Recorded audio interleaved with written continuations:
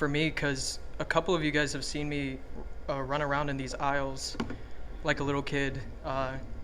So it's a full circle to be back here and actually be on this pulpit for longer than 5 minutes because I'm sometimes on the pulpit, but it's only for like Christmas programs and whatever. So it is cool to be here. It's a full circle moment. I also want to thank you guys for all the prayer. I went away for college and now I'm back, and it's safe to say that I did get a degree during my time away. So thank you for all those prayers. They've been answered in a way. But yeah, I'm back here for I don't know how long. I didn't even know if I was able to do this message because I wasn't sure whether I'd be gone by now or not. But I'm thankful that the Lord had other plans and that I was able to present today. Can you guys hear me all right? Is it close enough? Okay, cool. Yeah, so the topic today I'm going to talk about is discouragement. Now, what I'm presenting today isn't anything groundbreaking in a way. You guys probably have heard some variation of this. It's a pretty simple subject, but I think personally for me, it's a reminder. And I hope that if you guys are going through the same kind of topic in your head about discouragement, hopefully this will be just a reminder. So it's nothing new to you guys, but I hope that this may bring you comfort in some way. Now, the discouragement I'm talking about is the kind where things you were counting on didn't come through, and you're not sure what you're supposed to do with that, right? The kind of discouragement where you're praying about something for a long time, and the answer hasn't come yet, or it came and it wasn't what you asked for. So that's the topic we're going to dive into, and we're going to look at the book of Habakkuk. Don't ask me where that is. It's hard to tell, and it's very small. It's only 3 chapters. But we're going to go through the whole entire book of Habakkuk and see what it looks like to deal with this discouragement.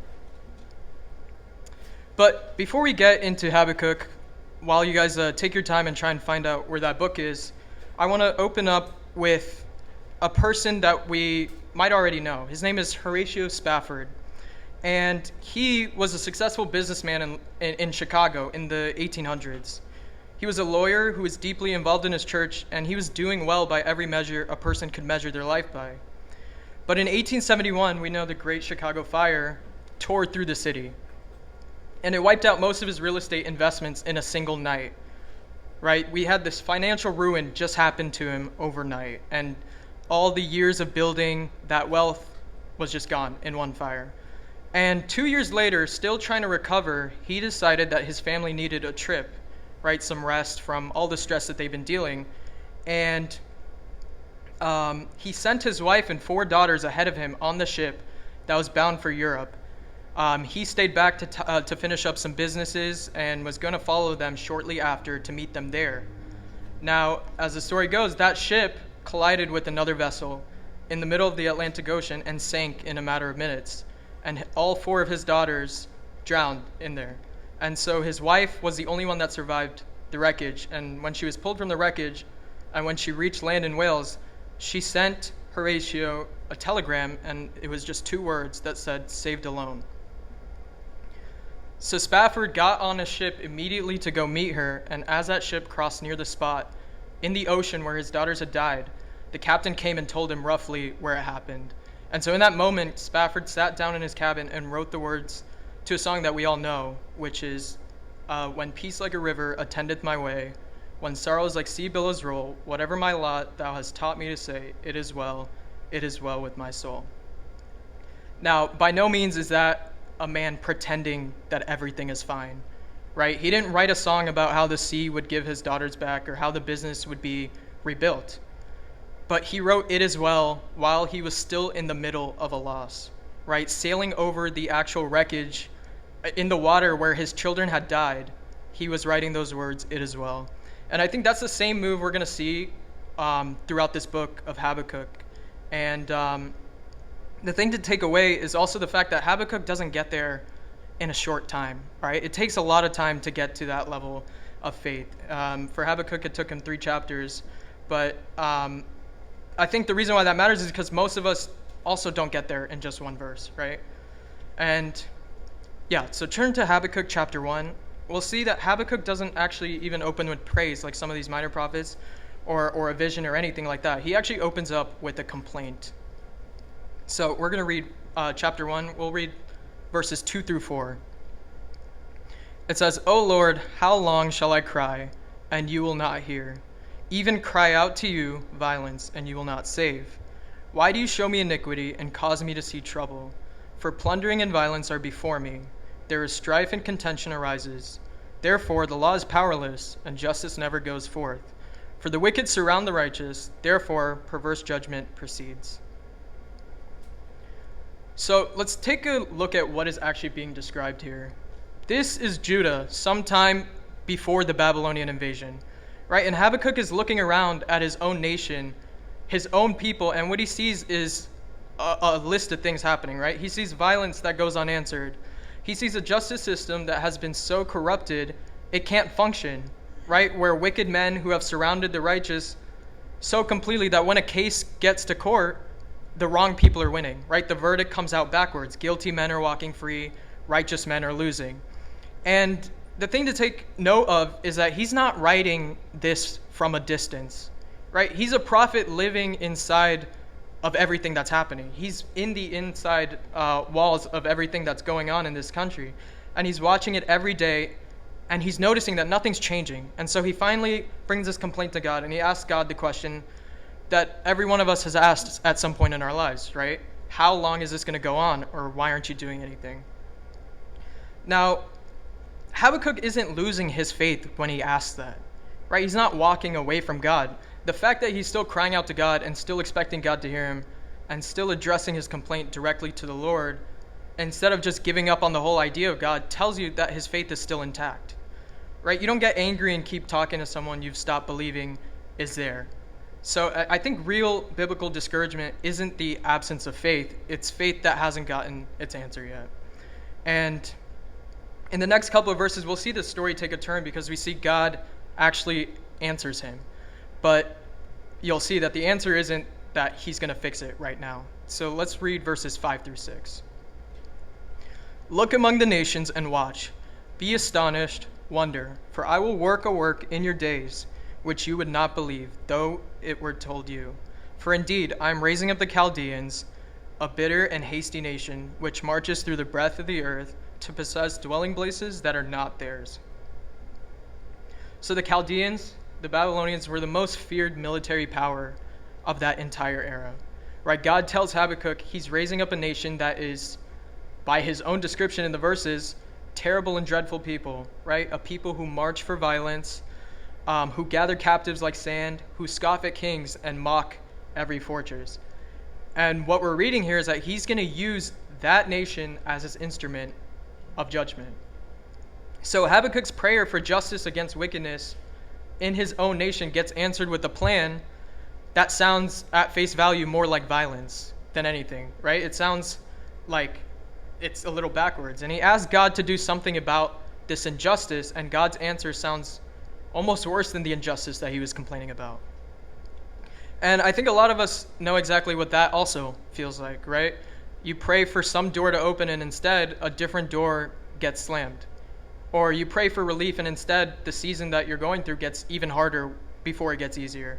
And if you ever had that experience where the answer to your prayer initially made you feel worse instead of better, then you're standing exactly where Habakkuk is standing right now. And what does Habakkuk do with an answer like that?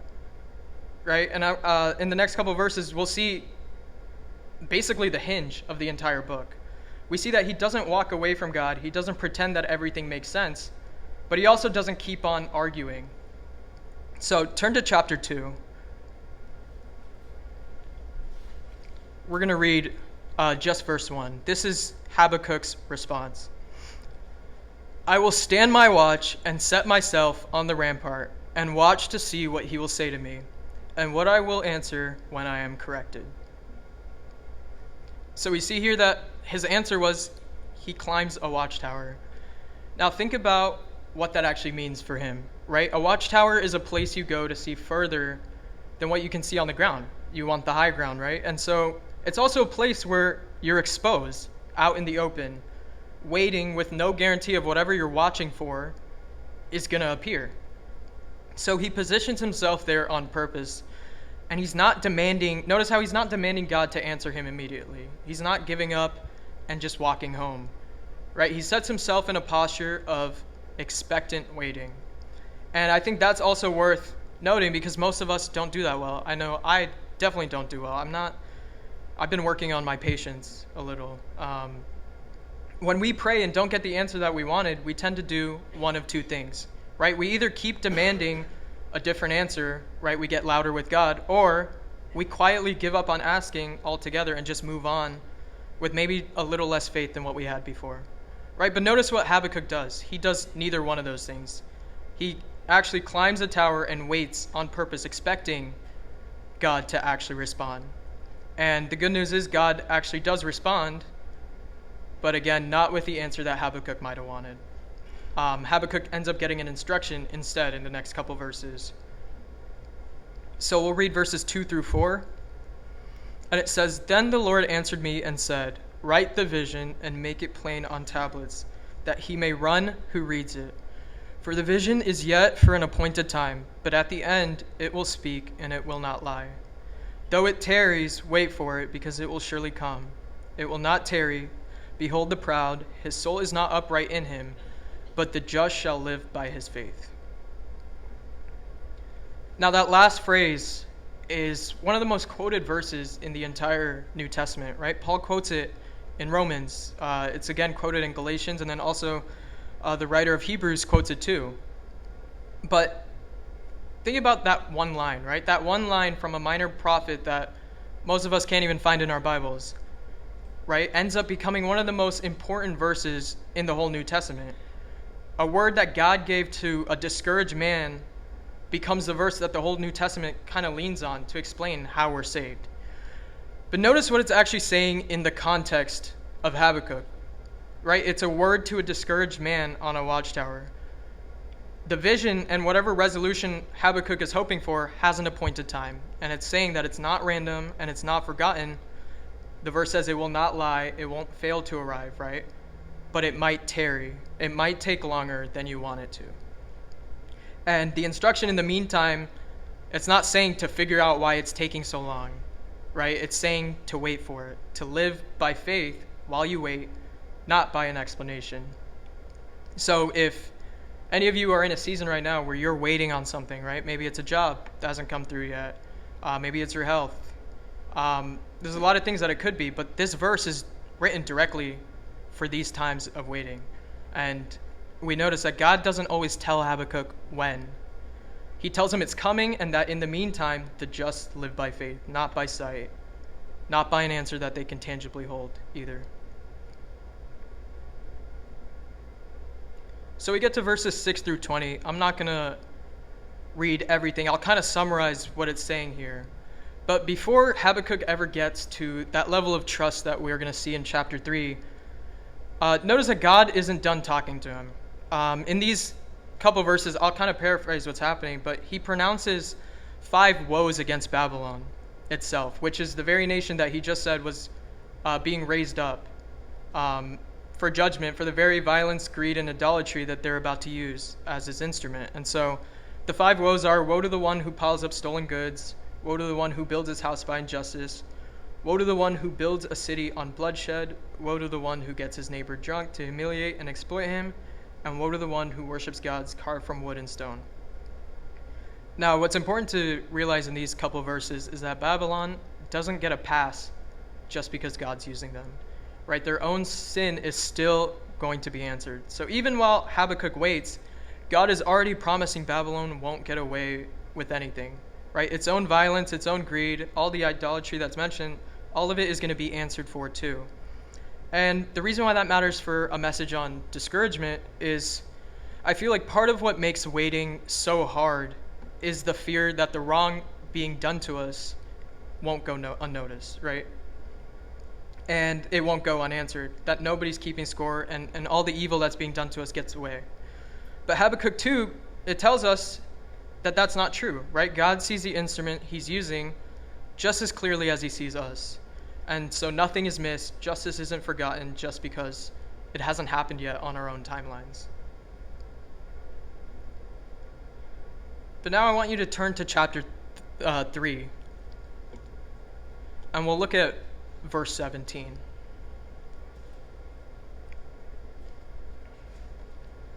It says, "Though the fig tree may not blossom, nor fruit be on the vines, though the labor of the olive may fail, and the fields yield no food, though the flock may be cut off from the fold, and there be no herd in the stalls." Now, this is a list, and I want you to understand what this list actually means in the agricultural world back then, because it's easy to just read it and not think much of it. But this isn't describing just a disappointing harvest to these people, all right? It's actually describing economic and physical collapse. The fig tree and the vine were signs of peace and prosperity all throughout the Old Testament, right? Sitting under your own vine and fig tree was practically a symbol of a good life. And the verse is saying that that was taken from them. That was completely gone.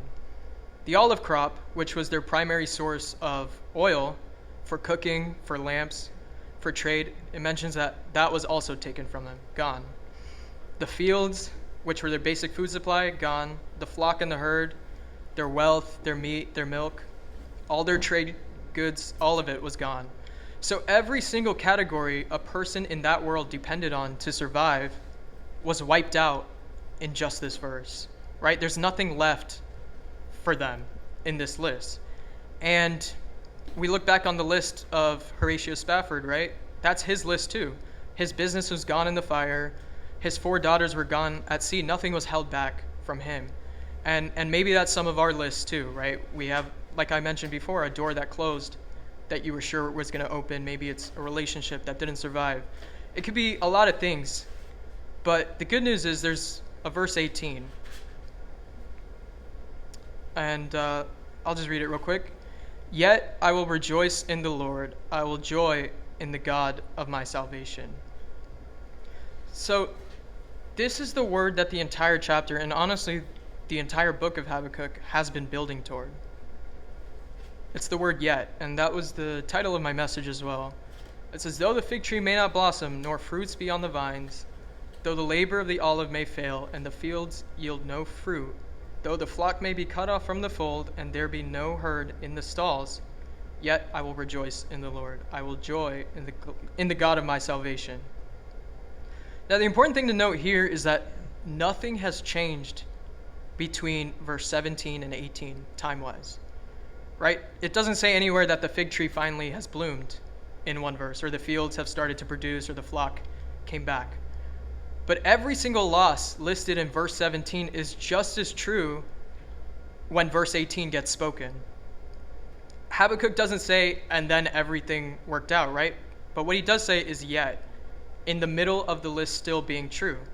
And I want to be clear on something here. This isn't Habakkuk pretending that everything in his life is fine, right? He doesn't say the fig tree is okay or that losing the flock doesn't matter to him anymore. He's crying out and saying his losses out loud completely, but even amongst all that, he's still saying "yet," right? The joy doesn't cancel out the loss. I think it just sits hand in hand with each other. And I want to turn your attention to a scene in the book of Acts that actually illustrates exactly what this looks like. You don't have to turn there. It's a familiar story. But it's found in Acts chapter 16. And I'll kind of summarize the story, but it's Paul and Silas, and they're in the city of Philippi. And they just cast out a demon out of a slave girl, which cost her owners their profit from the fortune telling. And in retaliation, the owners dragged Paul and Silas before the authorities, and they stirred up this crowd against them, and they have beaten them with rods publicly. And then they're thrown into the inner part of the prison, which is the deepest, the most secure section. And in those verses, it says that their feet are fastened in stocks, so they can't even move.